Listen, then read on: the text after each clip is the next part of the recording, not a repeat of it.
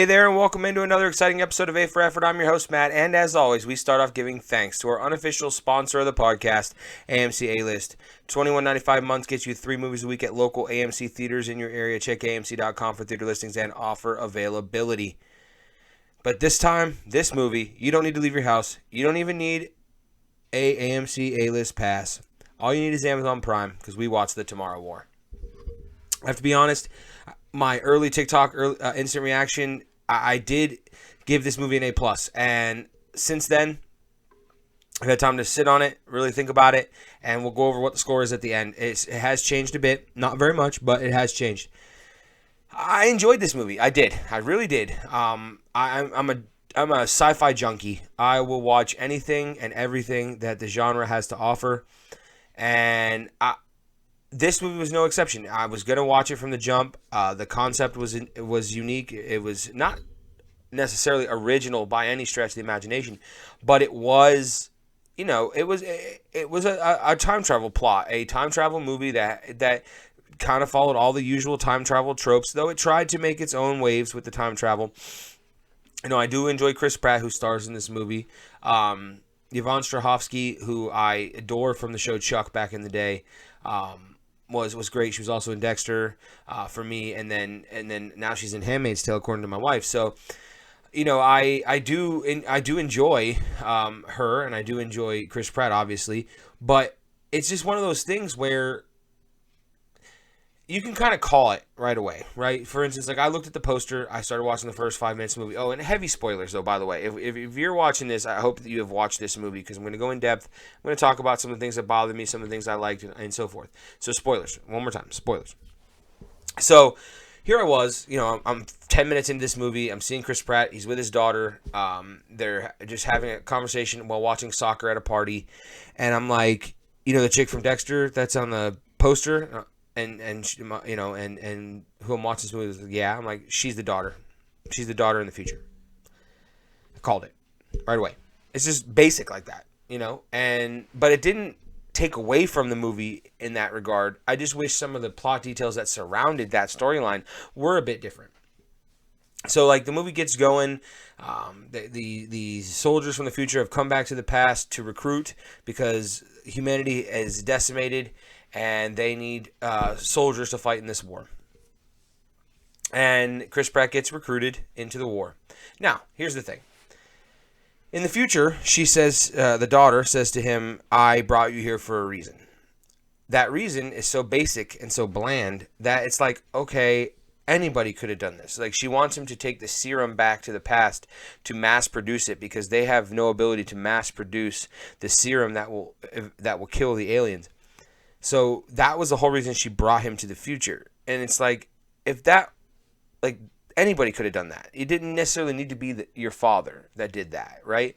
So part of me is like, okay, it's pretty basic. Like, it's coincidental, right? It's not so much like it's forced, and it's just like, it's not a coincidence that he ran into his daughter, or it's not a coincidence that she needs him for this thing. It's forced. It's forced from the point of the film. And I have to admit, like, as much as I adore the two actors that lead this movie, like, the time travel trope, if done properly, like, say, a Back to the Future, or even, I mean, I'm a huge Marvel fan, as you can tell by the wall behind me, Endgame, they did it right. And this movie, however, like, tries to explain to you that time travel only goes in one direction, that the river always flows forward, it can never flow back, but somehow they jump from the past to the future and so forth.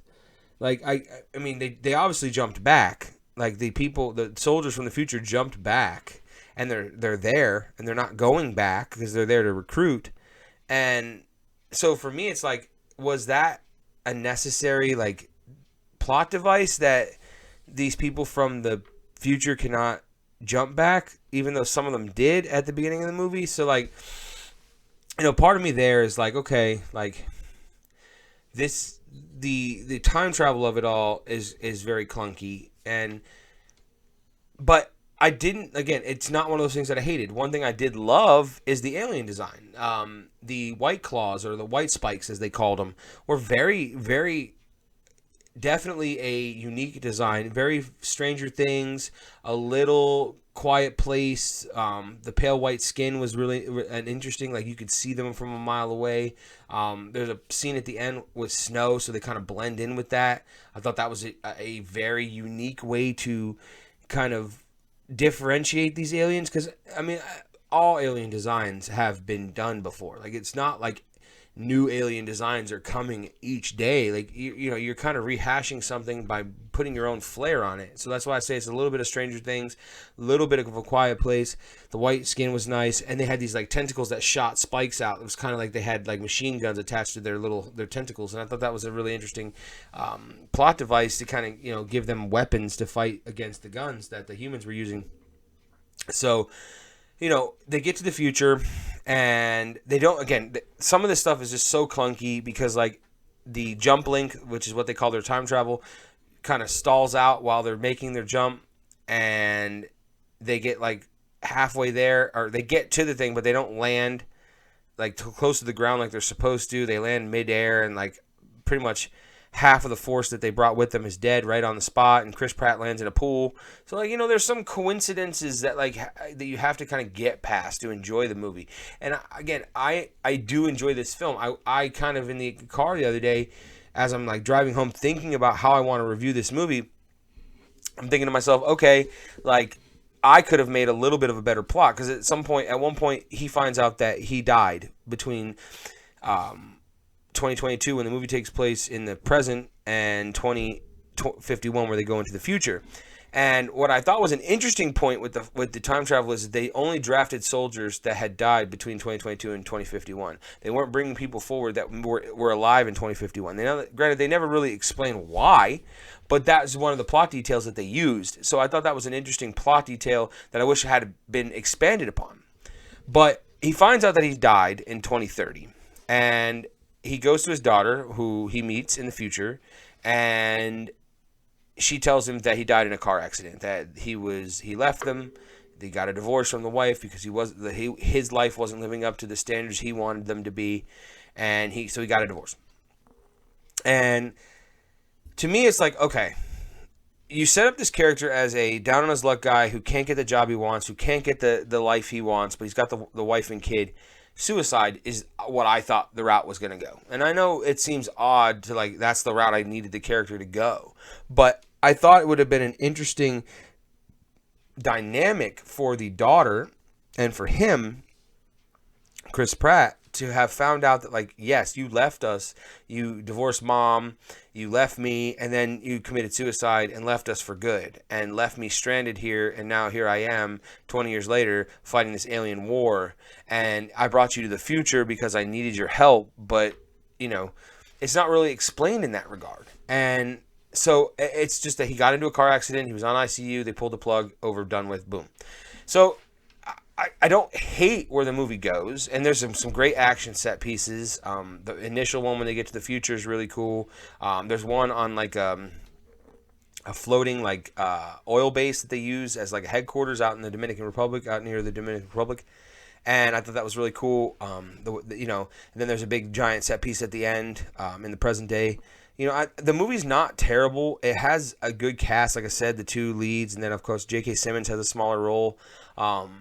And you know, it's a decent enough movie, and I gave it an A+ on the night I watched it on my instant review on TikTok. But I gotta be honest, like, the more and more I sit on it, the more and more I gather my thoughts and go, okay, I love sci-fi, but was this a good movie? And I honestly have to change my tune and give it just an A for effort, because it's not that it was a bad movie, and it's not that it's a great movie. You know, when I left my review, or left that night and was talking about it, I'm like, wow, I really loved it. So now I'm like, oh man, it's not as good as I thought the more I sit on it. So it just gets an A for effort right now, because it's not exactly, you know, the cream of the crop when it comes to sci-fi. I mean, it's a good movie. It's got some good emotional beats between the father and the daughter, both in the present day and the future. It has some great action set pieces. The alien design was great, but it fell short to me in certain aspects, like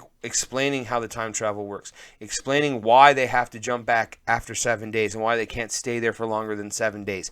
They didn't explain why the jump link didn't work. Like, I thought at the end when we got to the big action set piece on the oil rig that it was going to be like, oh, the reason why the jump link didn't work on the way in was because they destroyed it on the way out, right? But they didn't. That didn't happen. They jumped back just fine because the oil plateau scene takes place on the 7th day, where he, like, hours before he's supposed to jump back, and it's just like, man, like, it's good, and like, but you didn't explain enough to me to really like get me invested in the story. They're talking about sequels, they're talking about spin-offs, and it's like, do I need that? Not really. Do I want to see more movies starring Chris Pratt? Sure, but not this one. Like, I'd go back to, obviously I'm going to go back to Guardians and Jurassic Park and all those other movies that he's in, but I'm not going to go back and watch a sequel to this, because they spoilers, they kill the aliens at the end. Like, there's no point. What are you going to do?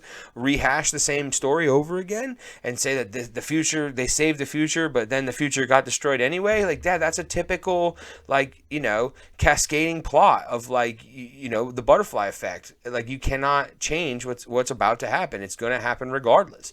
And so I think, like, do I want more? Sure, but maybe not in this regard. Amazon's really doing a good job with their TV shows and some of their movies. Like, I really enjoyed this enough to where I will keep giving Amazon my money. Invincible, The Boys, a lot of their TV shows are just excellent. So I continue to give my money to Prime. And if you have Prime, just watch it. It's worth the watch. It's not a terrible movie. I know I sat here and kind of crapped on it a little bit after having loved it the opening night. But the thing is like, the more and more I pondered on it, it's just not the movie I thought it was. So A for effort, decent enough movie. I wish it was better, but at the end of the day, it's just a basic time travel shenanigans type movie. Good action set pieces and so forth. Like I said, I'm just excited that there are movies coming back. This was supposed to get a theatrical release, but because of the pandemic, Amazon purchased it, and maybe it was for the better that it went straight to Amazon, because I don't know how this movie would have done in theaters. I really don't. I don't know what a box office tally would look like right now, because Fast 9 is just in 2 weeks grossed over 125 million. If this was not a non-pandemic year, Fast and Furious probably makes 200 million opening weekend, not 125 over 2 weeks. Black Widow's projected to make 80 to 100 million this coming week, and it's like, that's not pre-pandemic Marvel numbers. Like, we're talking like it should be making upwards of 150, 175 million opening weekend, because it's a Marvel movie. So, like, do I think that it was smart that they took this movie to Amazon? Yeah, absolutely. And Netflix and Hulu and all these other places are buying up these films because it's the way to go. It's the way of the future. The streaming wars are in full swing. Disney Plus, HBO Max, Hulu, Netflix, Prime. Everybody's got one. Paramount Plus. I mean, they just put out Infinite a few weeks ago. That movie was so bad I didn't even want to review it. I fell asleep at the end. I'm not gonna lie. That's an A- movie right there if I ever heard one. So we're full swing with the streaming wars. So I'm excited to see where it goes in the future. Thank you again if you stuck all the way around to the end. It's a pretty long one, 13 minutes. Like, share, subscribe, comment. Check out A for Effort on TikTok. I'm trying to get the podcast version back up on Spotify. We'll get around to that, but if you can check it out on the YouTube or on the TikTok, that's awesome. Follow on both, like on both, comment on both. It would just really appreciate it, trying to drive A for Effort up to where I want it to be. Thank you again for listening, subscribing. Have a great one.